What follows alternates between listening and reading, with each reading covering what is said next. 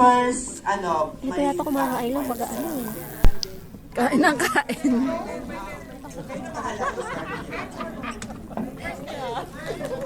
Hello, Mami Elma! Kamusta naman? Charit. Grabe naman si Mami Elma after makasurvive ng World War II. Siya. Grabe naman.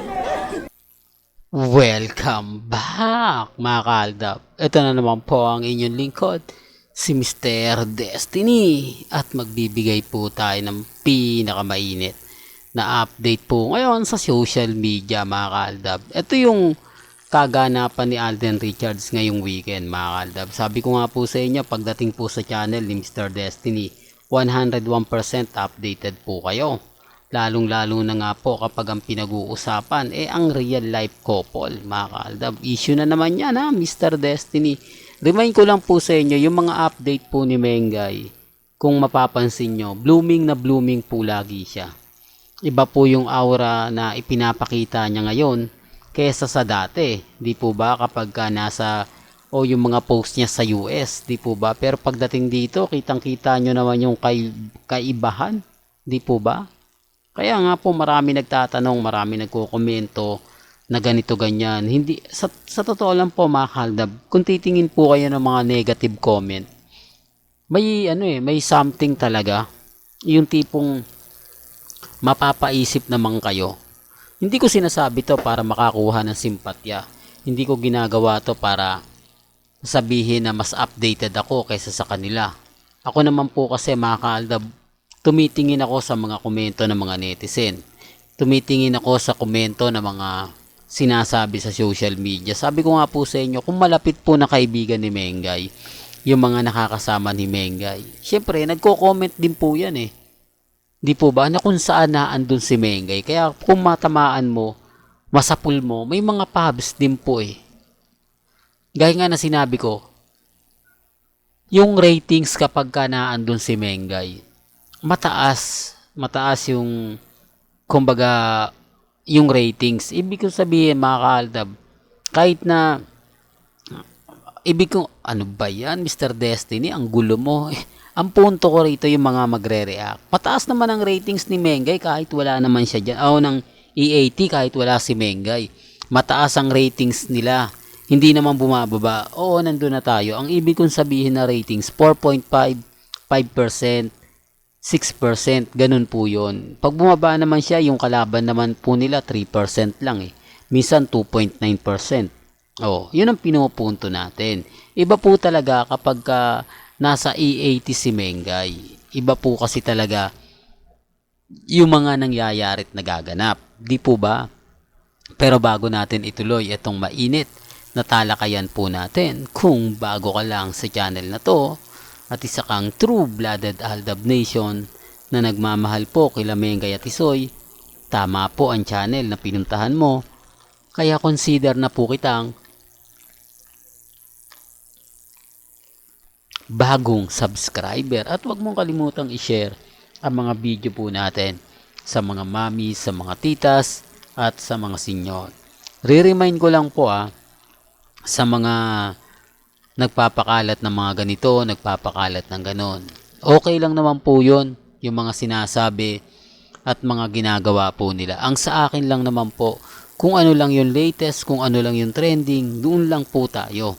Sa mga hindi naniniwala sa mga sinasabi natin about kay Alden, sa mga ganap niya, hindi po sila updated kasi galing naman po ito mismo sa mga fans ni Alden, sa mga Alden fanatics at sa mga taong kumbaga mahal na mahal siya umpisa pa lang.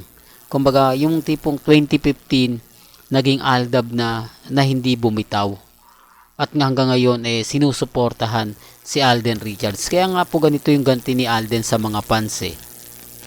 Ito ngayon mga kaaldab, si Mengay talagang napakainit, napakaganda ng mga nagaganap at nangyayari po ngayon sa EAT simula nagbalik siya. Biruin nyo, laging trending si Mengay, laging pinag-uusapan. Isa po yan sa sinasabi ko nga po na ramdam nga po talaga nila yung ratings kapag naandyan si Mengay. Taliwas sa mga sinasabi ng iba, taliwas sa mga komento ng iba. Di po ba? Parang kay Alden Richards lang eh. Kapag si Alden tahimik, ang GMA gumagawa ng paraan. Ang GMA nag-iingay. Pansin niyo po ba? Laging updated ang GMA pagdating kay Alden. Kung sino-sinong artista po yung ginagamit po nila. Sa dami po ng artista ng GMA, pero si Alden Richards lang po talaga yung masasabi natin na naging ibabaw. Yung tipong kaya niyang paangatin ng gusto. Hindi po ba? Sinasabi ko lang po ito para lang po uli sa kaalaman ng lahat ha.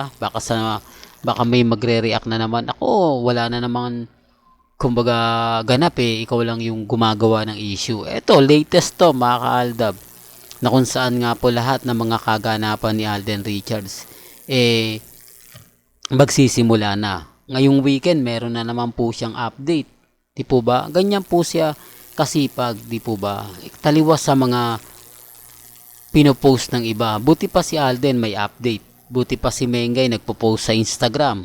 Yung ibang mga iniidolo nila, di po ba wala? Nga po Kaya nga po kapag pumupunta sa channel natin tapos wala po silang update, galit na galit po sila tapos sinasabi ko pang main Paul Carson. Di po ba?